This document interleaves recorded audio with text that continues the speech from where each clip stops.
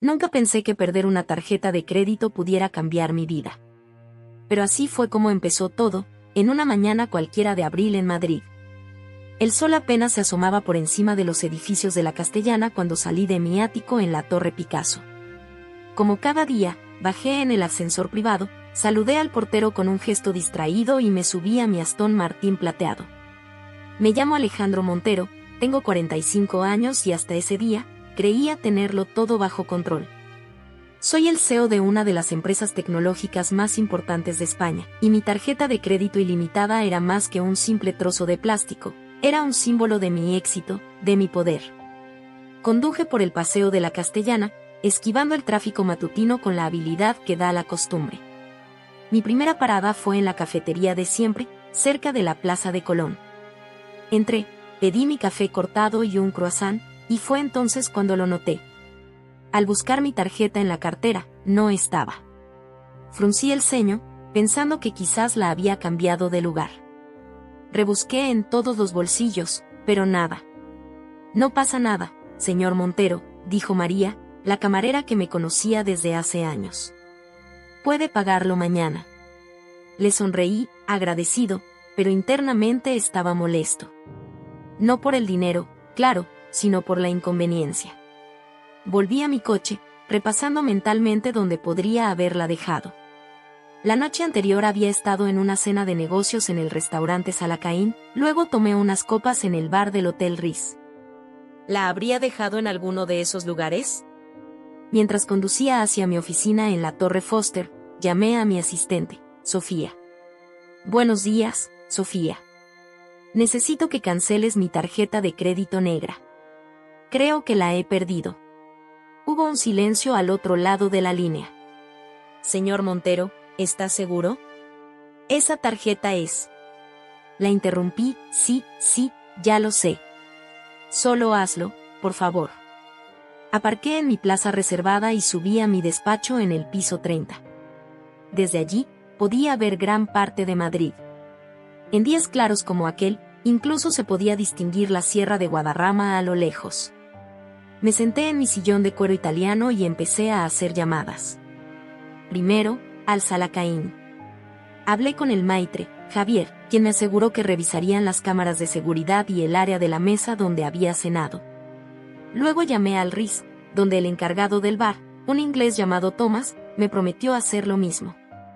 Mientras esperaba noticias, intenté concentrarme en el trabajo.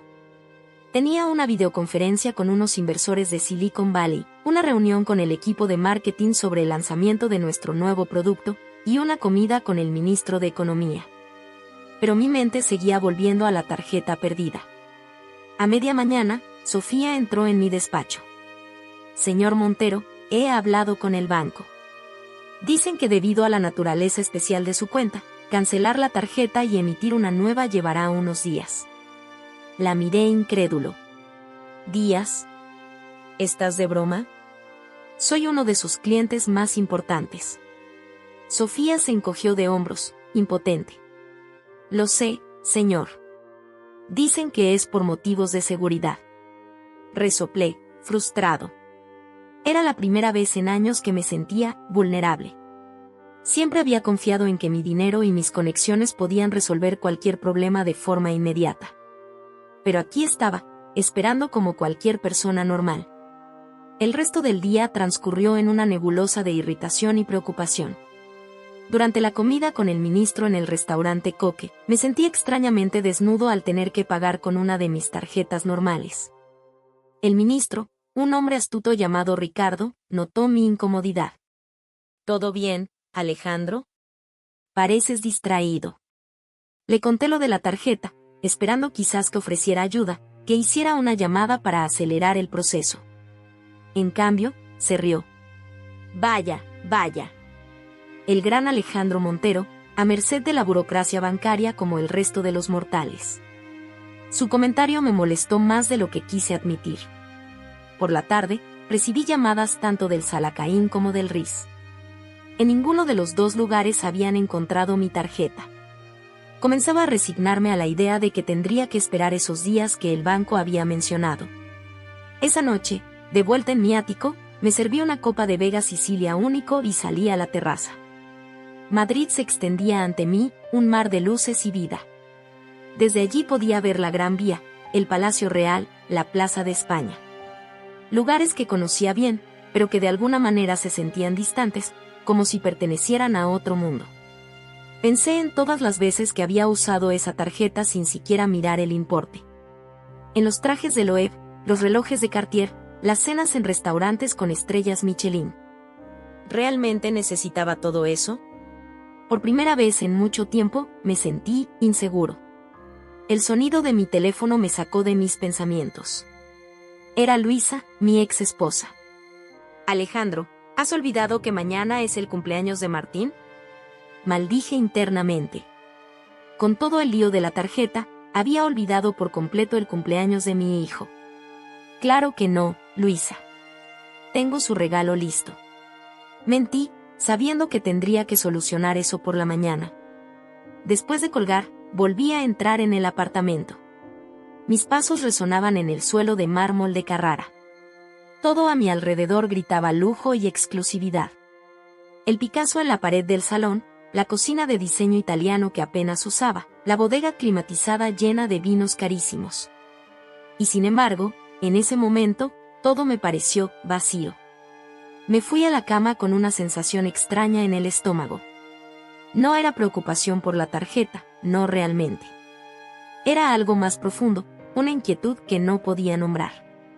Mientras me hundía en las sábanas de algodón egipcio, pensé en el día siguiente.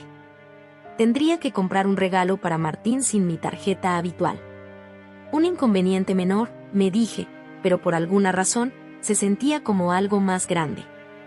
El sueño tardó en llegar. Di vueltas en la cama, pensando en cómo una simple tarjeta de crédito se había convertido en algo tan importante para mí. ¿Cuándo había permitido que un objeto definiera quién era? Antes de caer dormido, tomé una decisión. Mañana, compraría el regalo de Martín en efectivo. Sería la primera vez en años que pagaba algo así, y la idea, sorprendentemente, me emocionó un poco. Cuando finalmente me dormí, no sabía que esos pequeños cambios en mi rutina eran solo el comienzo. No tenía idea de que en los próximos días, mi vida daría un giro completo.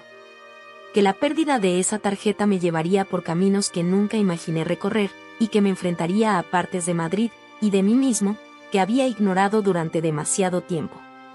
Pero esa es otra historia, una que comenzaría a desarrollarse en los días siguientes, cuando descubriera que alguien estaba usando mi tarjeta perdida de una manera que jamás hubiera imaginado.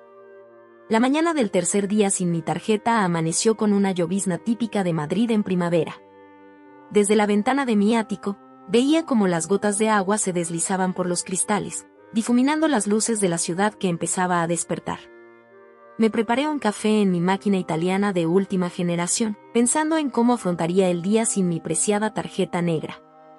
Mientras desayunaba, mi teléfono vibró con una notificación. Era un mensaje del banco. Al principio, pensé que sería la confirmación de que mi nueva tarjeta estaba en camino, pero lo que leí me dejó helado. Estimado señor Montero, hemos detectado actividad inusual en su cuenta. Por favor, contacte con nosotros lo antes posible. Con el corazón acelerado, llamé inmediatamente al número privado que tenía para emergencias bancarias. Después de identificarme, la voz al otro lado de la línea comenzó a enumerar una serie de transacciones que me dejaron boquiabierto. Señor Montero, vemos compras en el supermercado Mercadona de Lavapiés por valor de 500 euros, varias transacciones en farmacias de barrio en Vallecas, compras en tiendas de segunda mano en Carabanchel. La lista continuaba, y con cada nueva transacción, mi confusión y enfado crecían. ¿Cómo es posible?, interrumpí. Se supone que esa tarjeta tiene un límite diario de gasto astronómico. ¿Cómo no han saltado las alarmas antes? La respuesta del banco fue igual de desconcertante. Señor Montero, dado el historial de gastos de su tarjeta, estas cantidades no activaron nuestros protocolos de seguridad habituales. Son montos significativamente menores a los que usted suele gastar. Esa respuesta me dejó pensativo. ¿Realmente gastaba tanto en mi día a día que cientos de euros en comida y ropa de segunda mano no llamaban la atención? Sacudí ese pensamiento y me centré en lo importante. Alguien estaba usando mi tarjeta. Quiero que cancelen esa tarjeta inmediatamente y que investiguen cada una de esas transacciones. Si es necesario, presentaré una denuncia, dije con firmeza. El representante del banco me aseguró que tomarían medidas de inmediato, pero también me recordó algo que había olvidado por completo. Señor Montero, debo informarle que usted no reportó la pérdida de su tarjeta oficialmente. Esto podría complicar el proceso de reclamación. Maldije internamente. En mi arrogancia, había asumido que con una simple llamada a mi asistente sería suficiente. No había seguido el protocolo estándar de denuncia de pérdida. Este descuido podría costarme caro. Terminé la llamada sintiéndome frustrado y, por primera vez en mucho tiempo, vulnerable. Me vestí rápidamente, optando por un traje menos ostentoso de lo habitual, y salí de mi ático con la determinación de llegar al fondo de este asunto. En el ascensor, me encontré con mi vecina, doña Carmen, una señora mayor que siempre me había tratado con una mezcla de respeto y desconfianza. «Buenos días, don Alejandro», me saludó con su habitual tono formal. «Parece preocupado hoy». «¿Problemas en la bolsa?». Su comentario, que en otro momento habría ignorado, hoy me irritó. «No, doña Carmen, solo un pequeño inconveniente bancario», respondí secamente. Al salir del edificio, decidí no tomar mi coche. Por alguna razón, sentía la necesidad de caminar, de sentir el pulso de la ciudad que normalmente veía pasar desde las ventanillas tintadas de mi Aston Martin. Me dirigí hacia la estación de metro de Nuevos Ministerios, un lugar que no frecuentaba desde mis años de universidad. Mientras caminaba, revisaba en mi teléfono la lista de transacciones que el banco me había enviado. Cada una de ellas era como una pequeña puñalada a mi ego. No solo por el hecho de que alguien estuviera usando mi dinero sin mi permiso, sino por la naturaleza de las compras. Alimentos básicos, medicinas, ropa de segunda mano. ¿Quién era esta persona y por qué necesitaba estas cosas? Llegué al metro y, por un momento, me quedé paralizado frente a las máquinas expendedoras de billetes. Hacía tanto tiempo que no usaba el transporte público que me sentí como un extraterrestre. Una joven, notando mi confusión, se acercó a ayudarme. «¿Primera vez en el metro?», preguntó con una sonrisa amable. Asentí, agradecido y algo avergonzado. Con el billete en la mano, me adentré en el bullicioso mundo subterráneo del metro madrileño. El contraste con mi vida habitual era abrumador. Personas de todas las edades y condiciones sociales se apretujaban en los vagones, cada una inmersa en su propio mundo. Me sentí extrañamente anónimo, una sensación que no experimentaba desde hacía años. Mi primer destino fue el Mercadona de Lavapiés, donde se había realizado la compra más grande. Al salir del metro en la estación de Lavapiés, el bullicio y la diversidad del barrio me golpearon como una ola. Olores de especias, conversaciones en varios idiomas, música saliendo de las tiendas. Era un Madrid que conocía de oídas pero que nunca había experimentado de cerca. En el supermercado, me acerqué al gerente y le expliqué la situación, mostrándole mi identificación y los detalles de la transacción. El hombre, un tipo fornido llamado Paco, me miró con una mezcla de sorpresa y escepticismo. «Sí, recuerdo esa compra», dijo después de revisar los registros. Fue un hombre mayor, parecía que estaba comprando para un comedor social o algo así. Llevaba carros llenos de alimentos básicos, nada de lujos.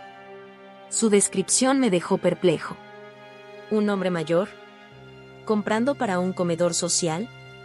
Esto no encajaba con la imagen de ladrón de tarjetas que había imaginado. Le pedí a Paco que me mostrara las grabaciones de las cámaras de seguridad, pero se negó, citando políticas de privacidad. Necesitaría una orden judicial para eso. Salí del Mercadona sintiéndome más confundido que nunca. Mi siguiente parada fue una de las farmacias en Vallecas donde se habían realizado compras. El viaje en metro hasta allí me dio tiempo para reflexionar. ¿Quién era este hombre y por qué estaba usando mi tarjeta para comprar alimentos y medicinas? La rabia inicial estaba dando paso a una curiosidad que no podía explicar. En la farmacia, la historia se repitió. La farmacéutica, una mujer de mediana edad llamada María, recordaba perfectamente la transacción. Sí, fue un señor muy amable. Compró medicinas para la diabetes, analgésicos, vitaminas. Me dijo que era para gente que no podía permitírselo.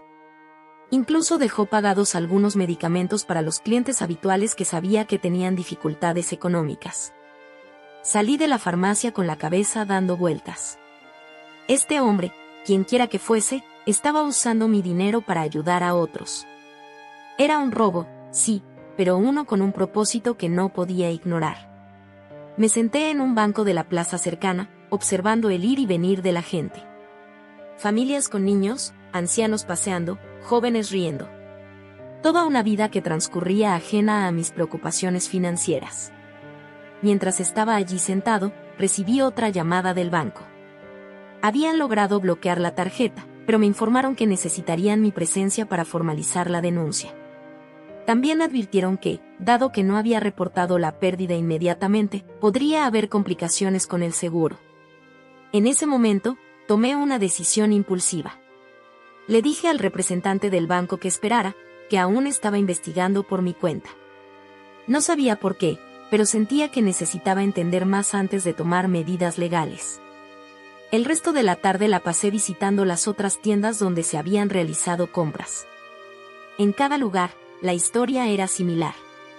Un hombre mayor, amable, comprando cosas para otros, ayudando a quienes lo necesitaban. En una tienda de ropa de segunda mano en Carabanchel, la dueña incluso se emocionó al hablar de él. Compró abrigos y mantas para los sin techo del barrio. Nunca había visto algo así. Mientras el sol comenzaba a ponerse sobre Madrid, me encontré caminando sin rumbo por calles que nunca antes había pisado. El Madrid de los turistas y los negocios había dado paso a un Madrid real, vivo, con sus problemas y su belleza cruda. Me detuve frente a un pequeño bar de barrio y, en un impulso, entré. El local estaba lleno de trabajadores que acababan su jornada. Pedí una caña y unas tapas, sentándome en la barra. A mi lado, dos hombres discutían sobre fútbol, mientras en la televisión pasaban las noticias locales. De repente, una noticia captó mi atención. En otras noticias, el comedor social de San Blas ha podido servir esta semana el doble de comidas gracias a una misteriosa donación. Los voluntarios hablan de un ángel guardián que ha proporcionado alimentos y medicinas. Mi corazón dio un vuelco. Podría ser. La descripción que daban del benefactor coincidía con lo que había escuchado durante todo el día. Un hombre mayor, discreto, que apareció de la nada con los recursos para ayudar a cientos de personas. Salí del bar con una mezcla de emociones que no podía descifrar. Por un lado, seguía siendo víctima de un robo. Alguien estaba usando mi dinero sin mi permiso. Pero por otro lado, ese dinero estaba haciendo más bien en unos días de lo que yo había hecho en años. Esa noche, de vuelta en mi ático, me quedé hasta tarde en la terraza, contemplando la ciudad. Madrid se extendía ante mí, un mosaico de luces y sombras, de riqueza y pobreza, de historias entrelazadas que nunca antes había considerado. Mi tarjeta de crédito, ese pedazo de plástico que tanto había valorado, estaba en algún lugar de esa vastedad, en manos de alguien que había decidido usarla de una manera que yo nunca hubiera imaginado. Antes de irme a dormir, tomé una decisión. No presentaría la denuncia, al menos no todavía. Necesitaba saber más, entender quién era este hombre y por qué hacía lo que hacía. Mañana, me dije, iría al comedor social de San Blas. Quizás allí encontraría las respuestas que buscaba. Mientras me hundía en las sábanas de mi cama king size, una pregunta no dejaba de dar vueltas en mi cabeza. ¿Quién era realmente el ladrón? ¿El hombre que usaba mi tarjeta para ayudar a otros, o yo, que había acumulado tanta riqueza sin pensar jamás en quienes la necesitaban más? Con esa inquietante pregunta en mente, me quedé dormido, sin saber que el día siguiente me llevaría a un encuentro que cambiaría mi vida para siempre. El amanecer me encontró ya despierto, con la mente bullendo de preguntas y una determinación que no sentía desde mis primeros días como emprendedor.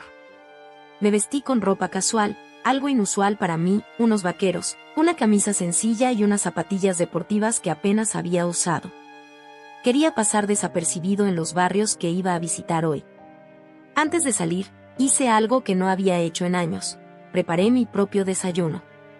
Mientras la cafetera italiana burbujeaba en la cocina, untaba mermelada en una tostada, pensando en cuántas personas en Madrid no tendrían ni siquiera esto para empezar el día. El aroma del café recién hecho llenó mi ático, trayendo consigo una extraña mezcla de nostalgia y anticipación. Con un último vistazo a la lista de transacciones en mi teléfono, salí de casa. Esta vez, en lugar de dirigirme al metro, decidí tomar un taxi. Necesitaba tiempo para organizar mis pensamientos y trazar un plan. «Buenos días, ¿a dónde vamos?», preguntó el taxista, un hombre de mediana edad con una sonrisa amable. «Al comedor social de San Blas, por favor», respondí, sorprendiéndome a mí mismo con la firmeza de mi voz. El taxista me miró por el retrovisor con curiosidad. ¿San Blas? No es un destino habitual para alguien que vive en esta zona. Durante el trayecto, observé cómo el paisaje urbano iba cambiando. Los edificios lujosos y las tiendas de marcas daban paso a construcciones más modestas y comercios locales. El taxista, que se presentó como Manolo, resultó ser una fuente inesperada de información. «El comedor social de San Blas hace una labor increíble», comentó mientras sorteaba el tráfico matutino. «Mi cuñada es voluntaria allí. Dice que últimamente han podido ayudar a mucha más gente, gracias a un donante misterioso». Sus palabras confirmaron lo que había oído en las noticias la noche anterior. «¿Un donante misterioso?», pregunté, fingiendo ignorancia. «Sí, al parecer un señor mayor que apareció de la nada con recursos para alimentar al doble de personas. En estos tiempos, parece un milagro». Llegamos al comedor social justo cuando abrían sus puertas. La fila de personas esperando ya daba la vuelta a la esquina. Hombres, mujeres, algunos con niños, otros ancianos. Rostros marcados por la vida, pero con una dignidad que me impactó. Me acerqué a la entrada, donde una mujer de unos 60 años organizaba la fila. «Buenos días», me presenté. «Me gustaría hablar con el encargado, si es posible». La mujer me miró de arriba a abajo, evaluándome. «Soy Carmen, la coordinadora. ¿En qué puedo ayudarte?». Le expliqué que estaba interesado en hacer una donación y quería saber más sobre el funcionamiento del comedor. No era del todo mentira, pero sentí una punzada de culpa por no ser completamente honesto. Carmen me invitó a pasar a la cocina, un espacio bullicioso donde voluntarios preparaban enormes ollas de comida. El olor a guiso llenaba el aire, mezclándose con el sonido de risas y conversaciones. «Normalmente servimos unas 200 comidas al día», explicó Carmen mientras recorríamos el lugar.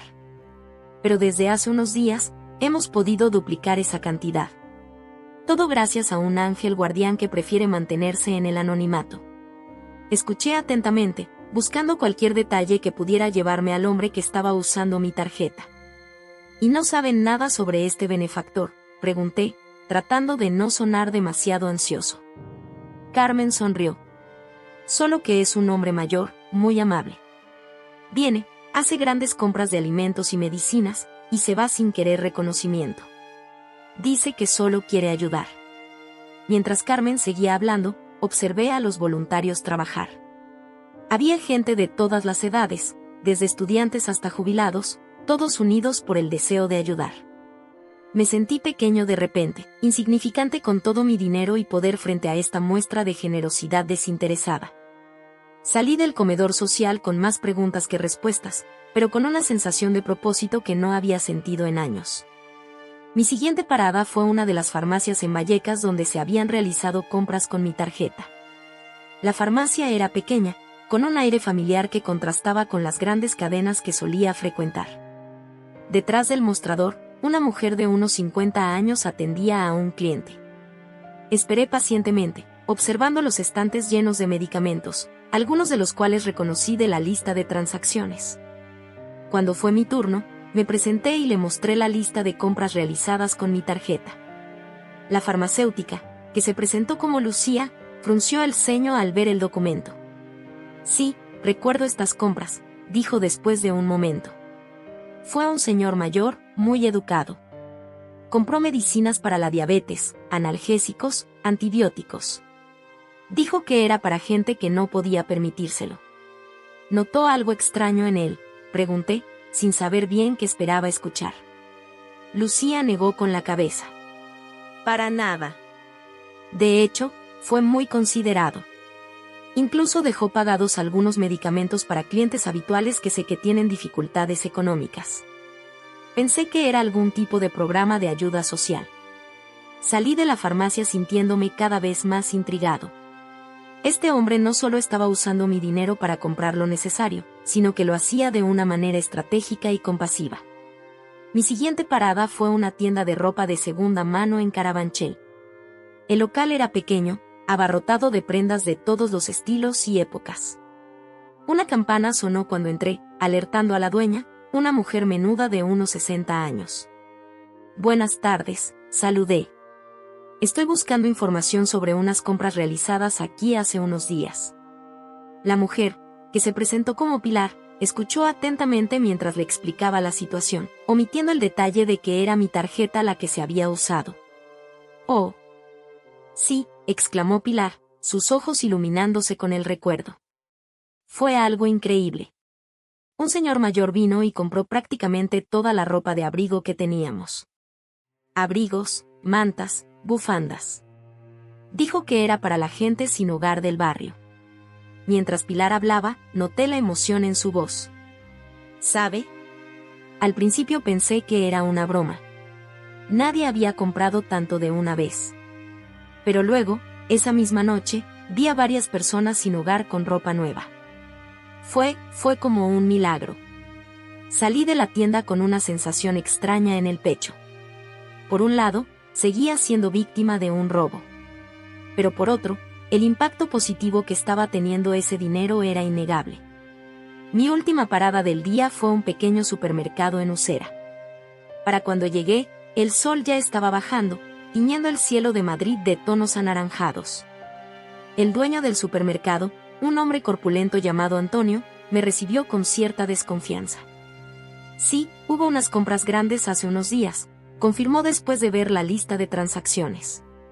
Un señor mayor, muy educado. Llenó varios carros con alimentos básicos, arroz, pasta, aceite, leche. Pensé que era para alguna organización benéfica. Mientras Antonio hablaba, noté un cartel en la pared detrás de él.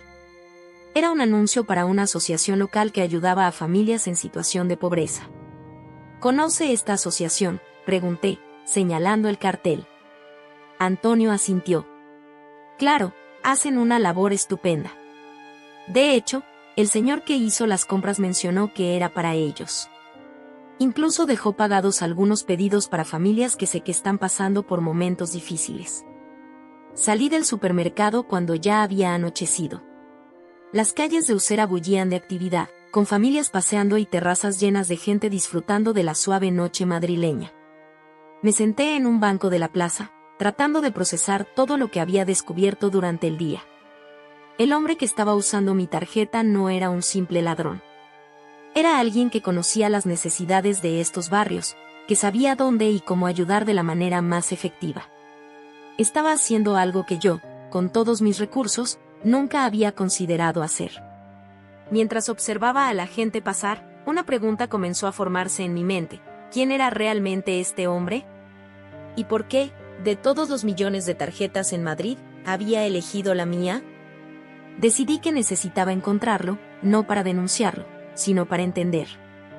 Entender qué lo motivaba, como conocía también las necesidades de estos barrios, y tal vez, aunque no quisiera admitirlo, para aprender de él. Saqué mi teléfono y llamé a Sofía, mi asistente. Sofía, necesito que canceles todas mis reuniones de mañana. Tengo algo importante que hacer. ¿Está todo bien, señor Montero?, preguntó, sorprendida por mi inusual petición. Sí, Sofía. De hecho, creo que las cosas están a punto de cambiar para mejor. Colgué y me puse de pie, sintiendo una energía renovada. Mañana continuaría mi búsqueda, pero esta vez con un propósito diferente. Ya no buscaba recuperar mi dinero o castigar a un ladrón. Buscaba respuestas, y tal vez, una forma de redención. Mientras caminaba hacia la estación de metro, me di cuenta de que, por primera vez en años, me sentía verdaderamente vivo. La ciudad que siempre había visto desde la distancia de mi ático o a través de las ventanillas de mi coche de lujo, ahora se revelaba ante mí en toda su complejidad y belleza.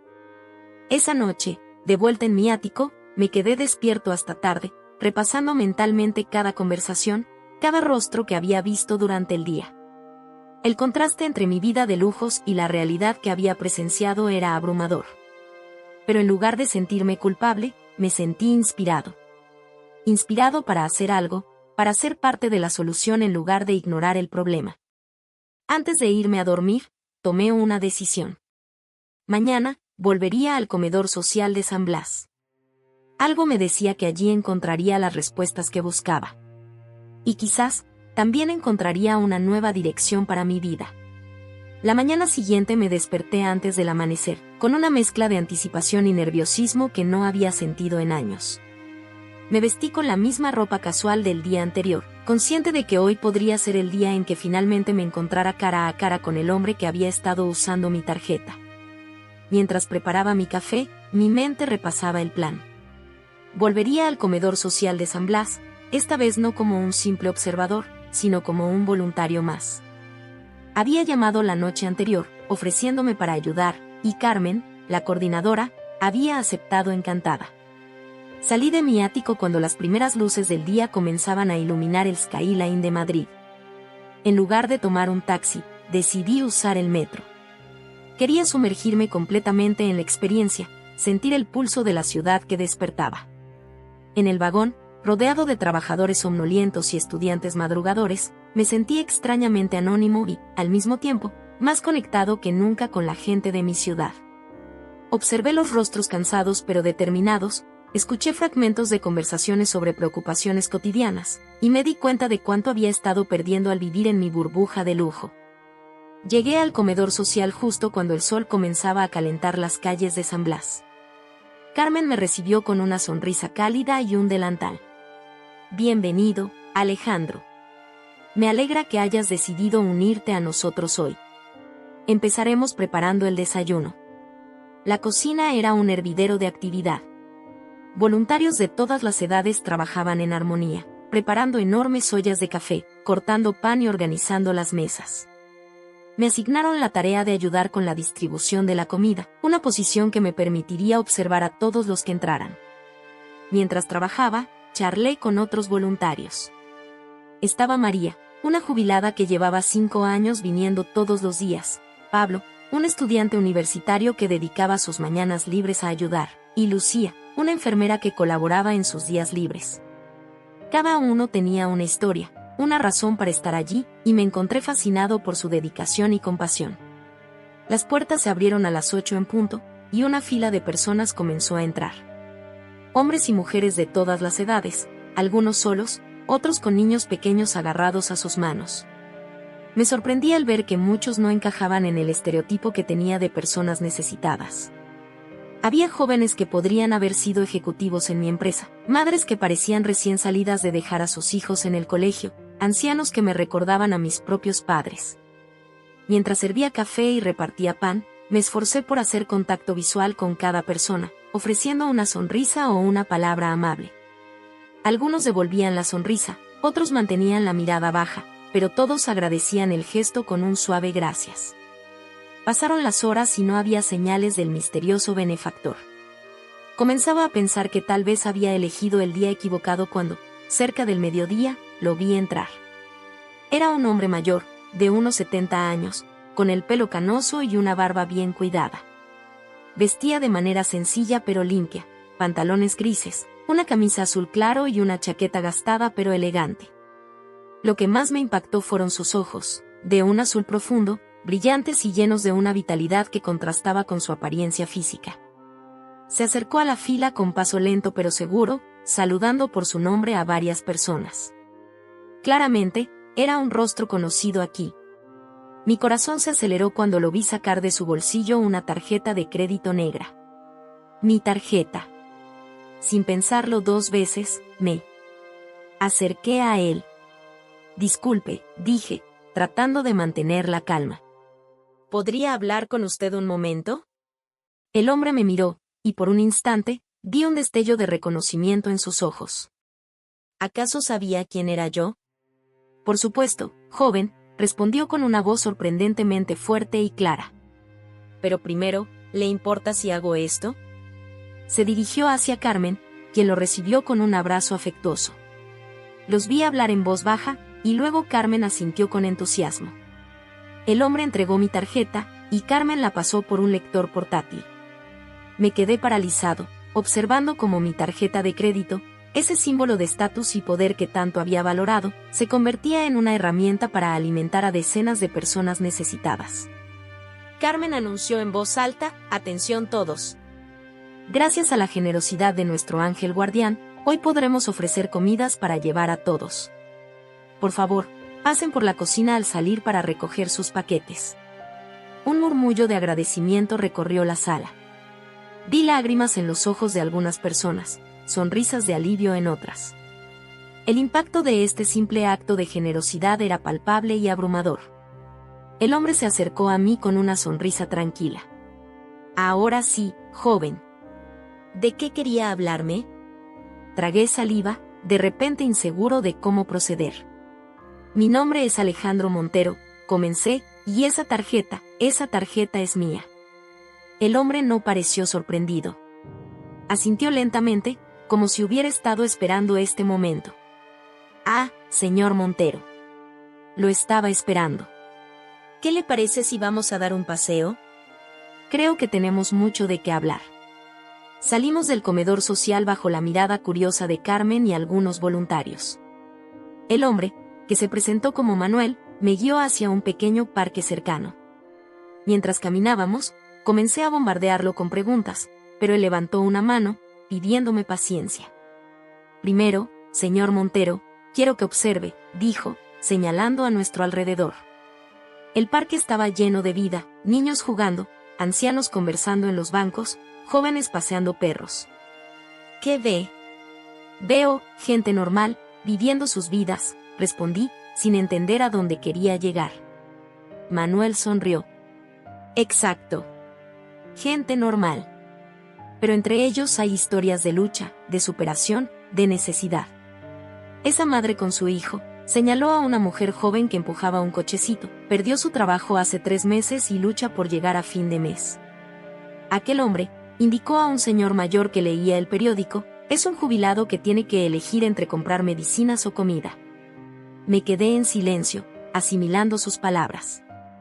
Manuel continuó: «Cuando encontré su tarjeta, señor Montero, vi una oportunidad. No para enriquecerme, sino para hacer una diferencia real en las vidas de estas personas». «Pero, ¿por qué mi tarjeta?», pregunté, aún confundido. «¿Por qué no simplemente devolverla?». Manuel se sentó en un banco y me invitó a hacer lo mismo. «Porque usted, señor Montero, tiene más dinero del que podría gastar en varias vidas. Y sin embargo, hasta ahora, ¿cuánto de ese dinero ha usado para ayudar a otros?». Sus palabras me golpearon como un puñetazo en el estómago. Tenía razón, por supuesto. Había donado a algunas organizaciones benéficas a lo largo de los años, pero siempre cantidades insignificantes en comparación con mi fortuna, y siempre por razones fiscales más que por verdadera filantropía. «No lo juzgo», continuó Manuel al ver mi expresión. «La mayoría de las personas en su posición hacen lo mismo. Pero cuando encontré su tarjeta, vi la oportunidad de redistribuir un poco de esa riqueza de una manera directa y significativa». «Pero es ilegal», protesté débilmente, sabiendo que mi argumento sonaba hueco incluso para mí mismo. Manuel asintió. «Lo es, y estoy preparado para afrontar las consecuencias de mis actos». «Pero dígame, señor Montero, ¿realmente quiere presentar cargos? Después de ver el bien que se ha hecho con su dinero». Me quedé en silencio, reflexionando sobre todo lo que había visto y experimentado en los últimos días.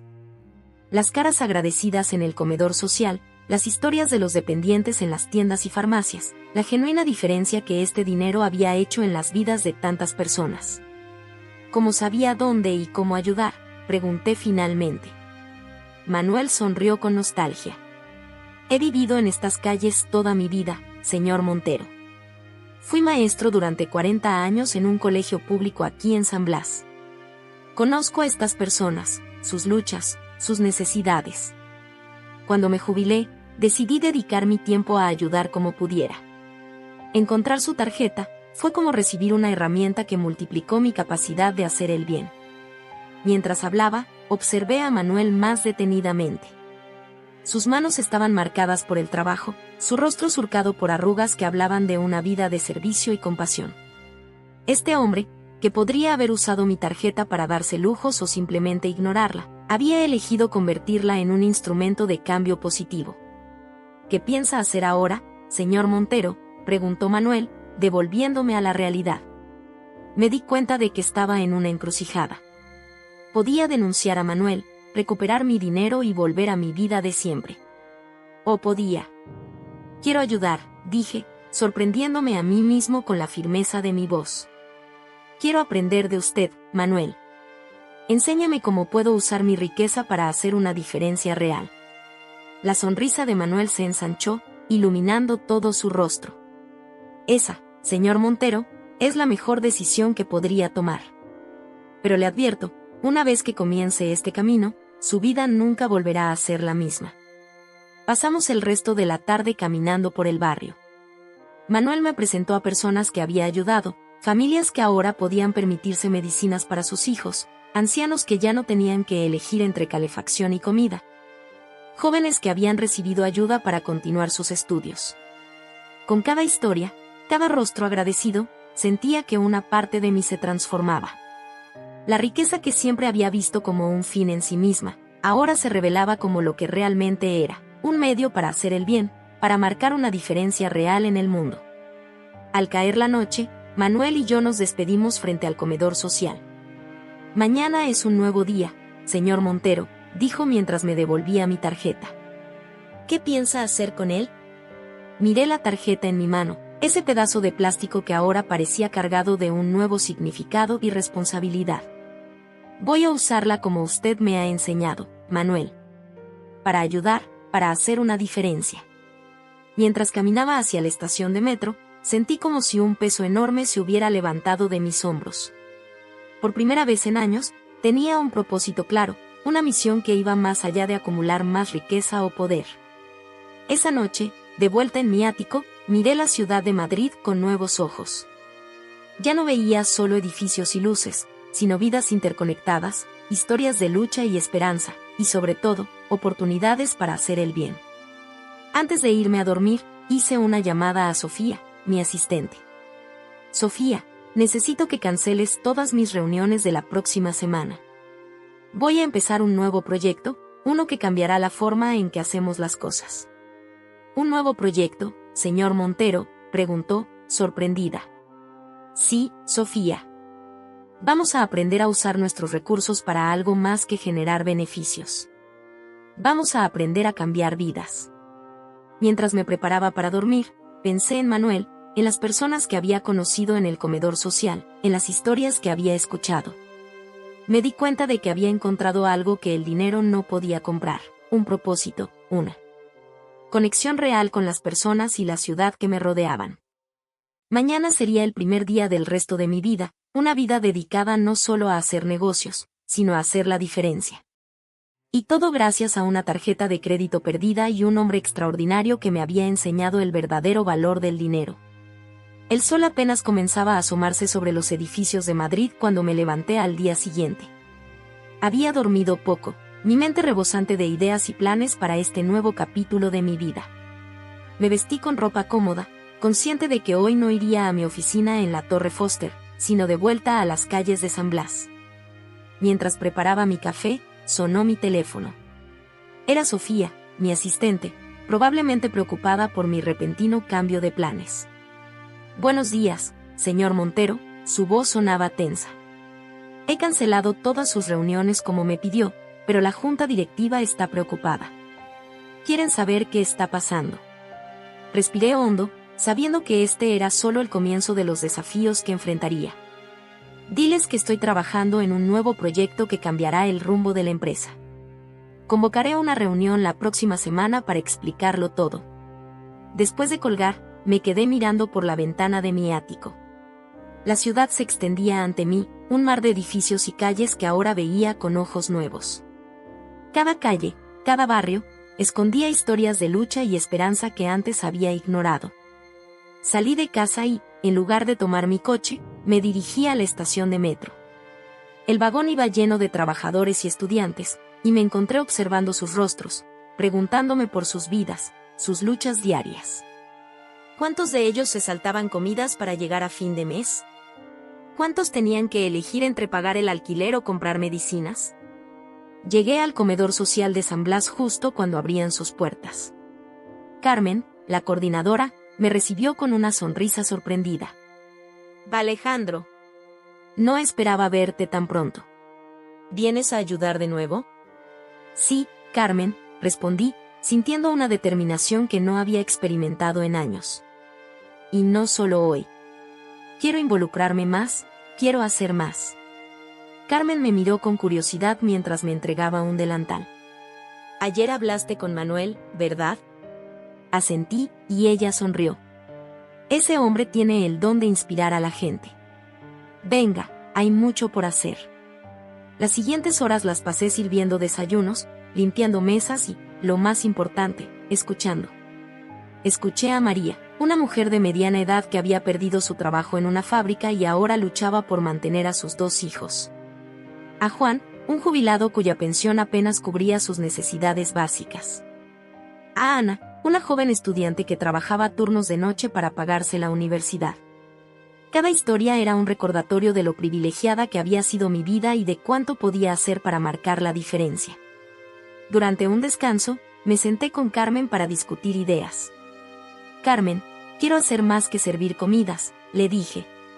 «Tengo recursos, contactos. ¿Cómo puedo usarlos para ayudar de verdad?» Carmen me miró pensativa.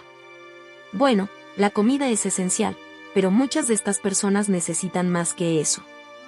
Necesitan trabajo, formación, atención médica». Mientras hablaba, una idea comenzó a formarse en mi mente. ¿Y si creáramos una fundación? Una que no solo proporcione comidas, sino que también ofrezca formación laboral, asesoramiento legal, atención médica. Los ojos de Carmen se iluminaron. «Eso sería increíble, Alejandro. Pero requeriría muchos recursos, mucha organización». «Tengo los recursos», dije con convicción. «Y con tu experiencia y la de personas como Manuel, podríamos hacer algo realmente impactante». Pasamos la siguiente hora esbozando ideas, y con cada minuto que pasaba, sentía que mi vida cobraba un nuevo sentido. Ya no se trataba solo de hacer dinero o acumular poder. Se trataba de usar ese dinero y ese poder para marcar una diferencia real. Al mediodía, Manuel llegó al comedor. Al verme, sonrió ampliamente. «Veo que ha vuelto, señor Montero. ¿Ha tomado ya su decisión?» Le conté sobre la idea de la fundación, sobre cómo quería usar mis recursos para ayudar de manera más amplia y sostenible. Manuel escuchó atentamente, asintiendo. «Es una idea maravillosa», dijo cuando terminé.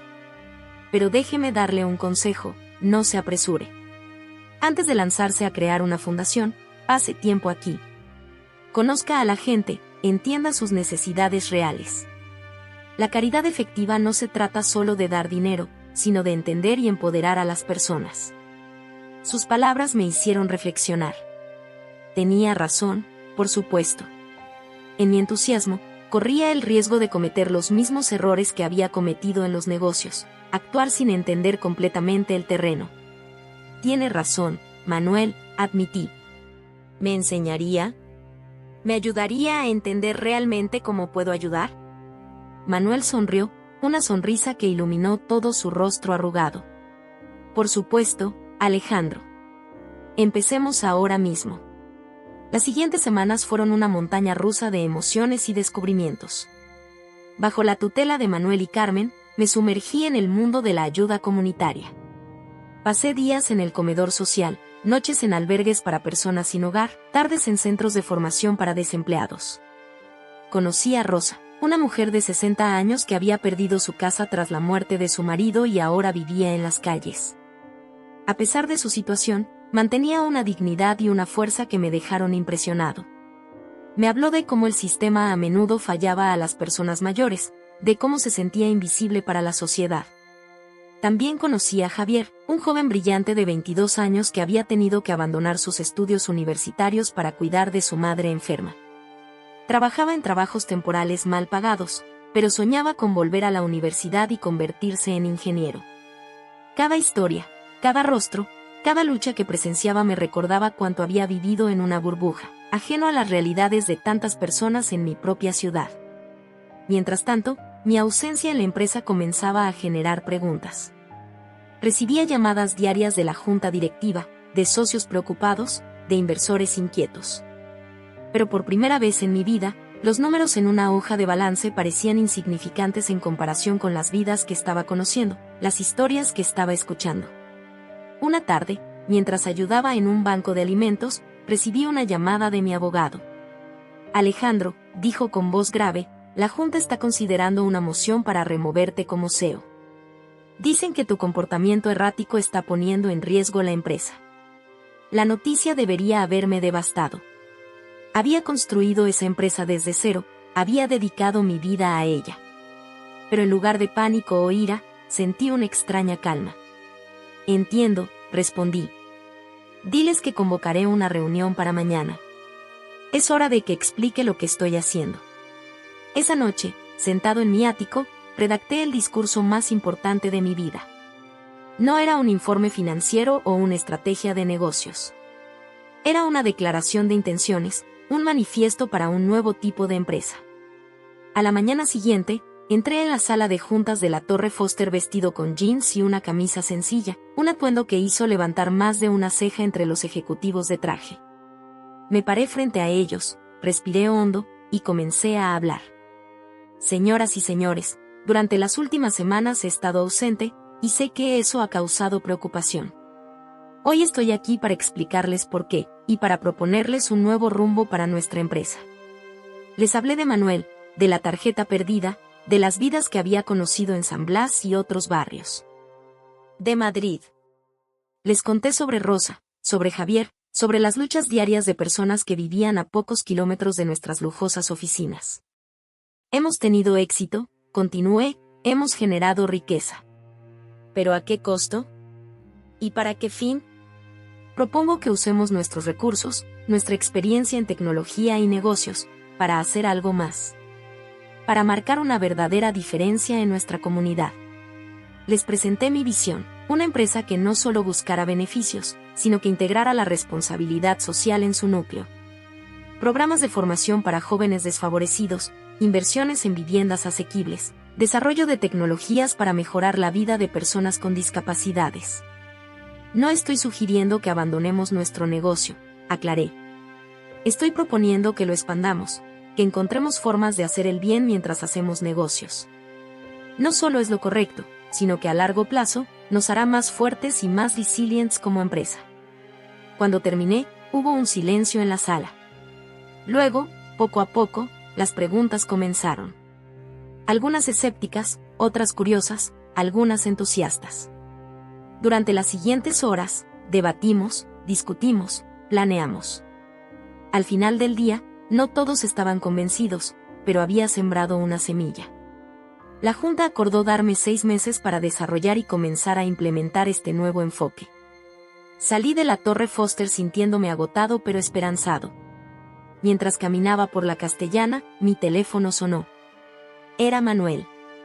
¿Cómo fue todo, Alejandro?, preguntó. Le conté sobre la reunión, sobre los planes que estaba desarrollando. Manuel escuchó en silencio y luego dijo, has dado un gran paso hoy, Alejandro. Pero recuerda, este es solo el comienzo. El verdadero trabajo, el trabajo duro, está por venir. Tenía razón, por supuesto. Los meses siguientes fueron un torbellino de actividad. Trabajé con mi equipo para reestructurar la empresa, creando una división dedicada exclusivamente a proyectos sociales. Colaboramos con ONGs, con el ayuntamiento, con otras empresas que compartían nuestra visión. Lanzamos programas de formación en tecnología para jóvenes de barrios desfavorecidos. Invertimos en startups sociales que desarrollaban soluciones innovadoras para problemas comunitarios.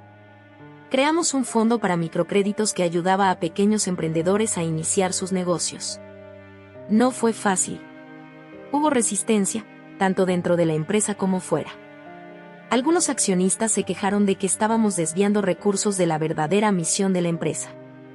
Algunos políticos nos acusaron de usar la caridad como una estrategia de marketing. Pero también hubo éxitos. Vi a Javier volver a la universidad, becado por nuestro programa de educación. Vi a Rosa mudarse a un apartamento digno, parte de un proyecto de viviendas sociales que habíamos financiado. Vi a decenas de jóvenes conseguir trabajos en tecnología después de pasar por nuestros programas de formación. 6 meses después de aquella reunión en la sala de juntas, volví a reunirme con la junta directiva. Esta vez, no solo tenía historias que contar, sino también números que mostrar. Nuestros programas sociales no solo estaban haciendo el bien, sino que también estaban mejorando nuestra reputación, atrayendo talento y, sí, incluso mejorando nuestros resultados financieros. Esa noche, después de la reunión, fui al comedor social de San Blas. Manuel estaba allí, sirviendo sopa con la misma dedicación de siempre.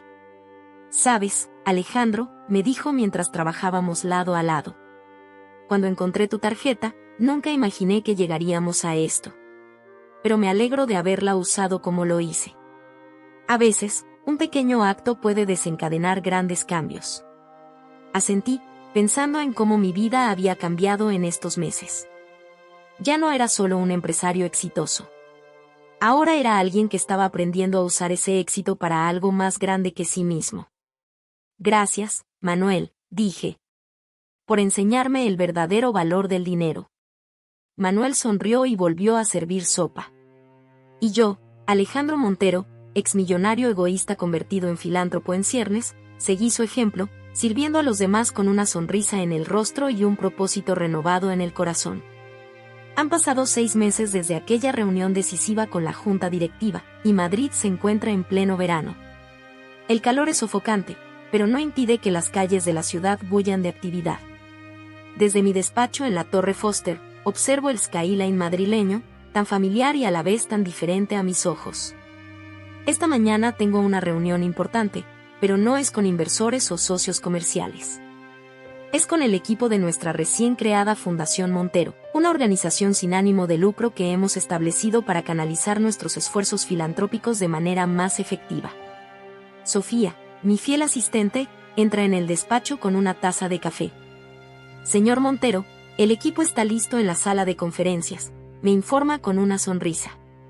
Noto que ella también ha cambiado en estos meses, más comprometida y entusiasta con nuestro nuevo rumbo. Mientras me dirijo a la reunión, repaso mentalmente todo lo que hemos logrado en este corto tiempo. Hemos lanzado programas de formación tecnológica en 5 barrios desfavorecidos de Madrid, proporcionando oportunidades a jóvenes que de otra manera no tendrían acceso a estas habilidades.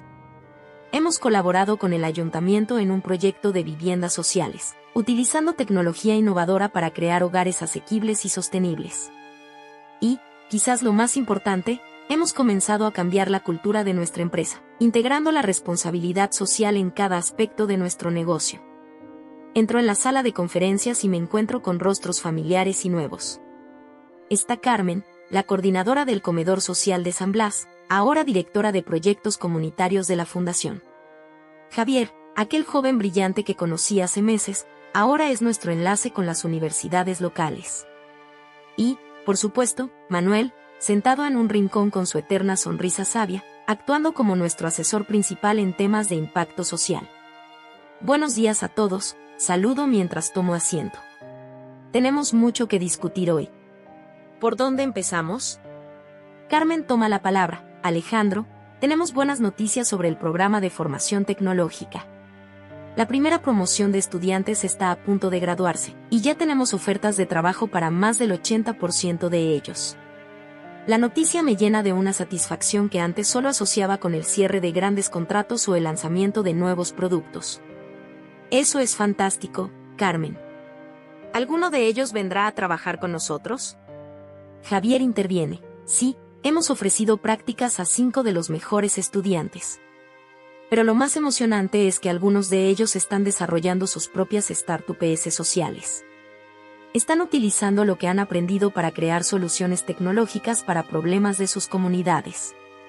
Escucho con atención mientras el equipo presenta actualizaciones sobre varios proyectos.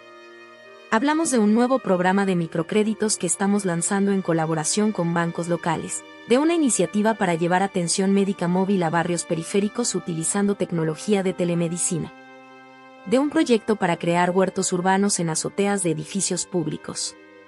En medio de la discusión, noto que Manuel ha estado inusualmente callado. Manuel, le pregunto, ¿qué piensas de todo esto? ¿Estamos en el camino correcto? Manuel se aclara la garganta y todos en la sala guardan silencio, ansiosos por escuchar su opinión. Alejandro, están haciendo un trabajo admirable. Han logrado mucho en poco tiempo.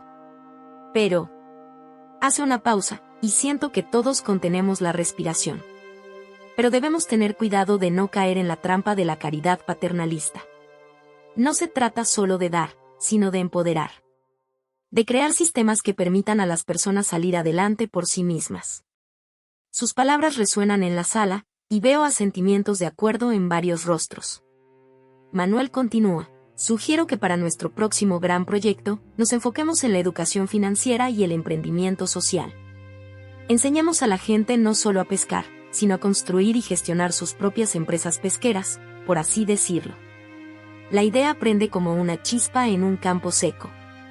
Durante la siguiente hora, discutimos animadamente sobre cómo podríamos implementar un programa de este tipo. Surge la idea de crear una incubadora de empresas sociales, combinando formación en negocios, mentoría y acceso a capital semilla. Al final de la reunión, siento una energía y un entusiasmo que hacía años no experimentaba en mi trabajo. Mientras el equipo se dispersa, Manuel se acerca a mí. Has recorrido un largo camino, Alejandro, me dice con una sonrisa. ¿Quién hubiera pensado que perder una tarjeta de crédito te llevaría a esto? Río, recordando aquel día que parece tan lejano ahora.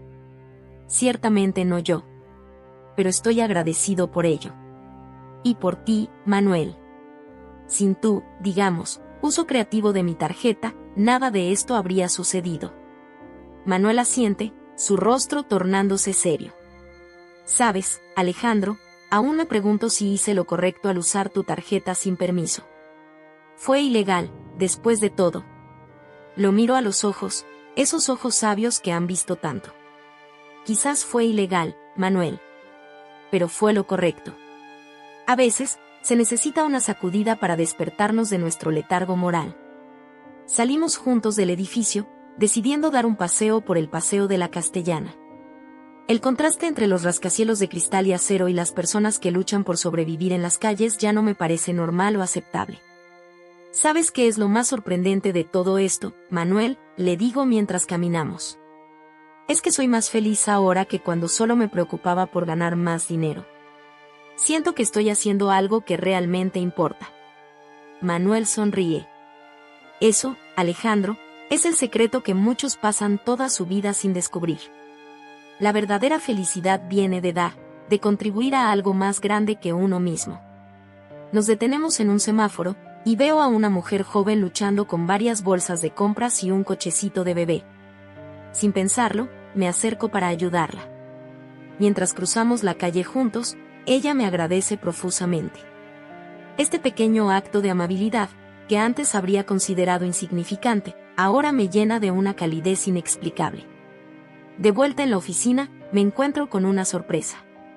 Sofía me informa que la revista Empresarios con Impacto quiere hacerme una entrevista para su portada del próximo mes. El titular propuesto es, De tiburón financiero a filántropo, la transformación de Alejandro Montero. Mi primer instinto es declinar. No quiero que esto se convierta en un ejercicio de autopromoción. Pero Manuel, que ha vuelto conmigo, me aconseja lo contrario. Acepta la entrevista, Alejandro, me dice. No por ti, sino por el mensaje. Tu historia puede inspirar a otros empresarios a seguir un camino similar. Asiento, reconociendo la sabiduría en sus palabras. Está bien, pero con una condición. Quiero que tú también estés en la entrevista. Esta es tanto tu historia como la mía. Los días siguientes son un torbellino de actividad. Además de nuestros proyectos en curso, ahora estamos planeando el lanzamiento de la incubadora de empresas sociales. Trabajamos hasta tarde, ordenando comida en la oficina y discutiendo ideas hasta altas horas de la noche. Pero a diferencia de mis antiguos días de trabajo intenso, esto no se siente como una carga. Hay un propósito, una energía que nos impulsa. La mañana de la entrevista, me despierto antes del amanecer. Me visto con un traje, pero opto por no usar corbata. Quiero proyectar una imagen de seriedad, pero también de accesibilidad. Mientras desayuno, repaso mentalmente los puntos clave que quiero transmitir, la importancia de la responsabilidad social corporativa, el poder transformador de dar, la necesidad de un nuevo modelo de negocio que equilibre el beneficio con el impacto social positivo. Manuel me encuentra en el vestíbulo de la Torre Foster. A pesar de mis insistencias, se ha negado a usar un traje, optando por su habitual camisa limpia pero gastada y pantalones cómodos. Soy quien soy, Alejandro, me dice con una sonrisa. Y es así como quiero que me vean. La entrevista se realiza en mi despacho. La periodista, una mujer joven y perspicaz llamada Laura, nos hace sentir cómodos rápidamente. Comenzamos hablando sobre mi pasado, mi ascenso en el mundo de los negocios, mi antigua obsesión con la riqueza y el poder. ¿Qué cambió?, pregunta Laura. ¿Qué le hizo dar este giro tan dramático en su vida y en su empresa? Miro a Manuel, que asiente alentadoramente. Y así, comienzo a contar la historia de la tarjeta de crédito perdida, de cómo Manuel la usó para ayudar a otros, de mi inicial indignación y posterior transformación. Laura escucha fascinada, haciendo preguntas incisivas sobre ética, responsabilidad social y el papel de las grandes empresas en la sociedad. Manuel interviene de vez en cuando, aportando su perspectiva única y su sabiduría ganada en años de trabajo comunitario. ¿No teme que esto afecte negativamente a su empresa?, pregunta Laura en un momento dado. Muchos argumentarían que el único deber de una empresa es maximizar los beneficios para sus accionistas. Es una pregunta que he escuchado muchas veces en los últimos meses, incluso de algunos miembros de mi propia junta directiva. Mi respuesta es firme: creo que esa visión es miope y obsoleta. En el mundo actual, las empresas no pueden ignorar su impacto social y ambiental. De hecho, cada vez más consumidores e inversores están buscando empresas que sean éticas y socialmente responsables. No veo esto como un sacrificio de beneficios, sino como una inversión en el futuro de nuestra empresa y de nuestra sociedad. Manuel añade, además, ¿de qué sirve acumular riqueza en un mundo que se desmorona? Las empresas tienen el poder y los recursos para hacer un cambio real. Es hora de que asuman esa responsabilidad. La entrevista se extiende por más de 2 horas. Hablamos de nuestros proyectos actuales, de nuestros planes futuros, de los desafíos que enfrentamos y de las lecciones que hemos aprendido. Al final, Laura apaga su grabadora y nos mira con una mezcla de admiración y esperanza. Gracias, dice. Creo que esta historia va a resonar con mucha gente. Estamos viviendo tiempos difíciles, y es inspirador ver a alguien en su posición usar su influencia para el bien común. Después de que Laura se va, Manuel y yo nos quedamos un momento en silencio, reflexionando sobre la conversación. ¿Sabes qué, Manuel?, digo finalmente. Creo que estamos apenas empezando. Hay tanto más que podemos hacer, tantas vidas que podemos impactar. Manuel asiente, su rostro iluminado por una sonrisa. Así es, Alejandro. Y ese es el verdadero regalo que has recibido.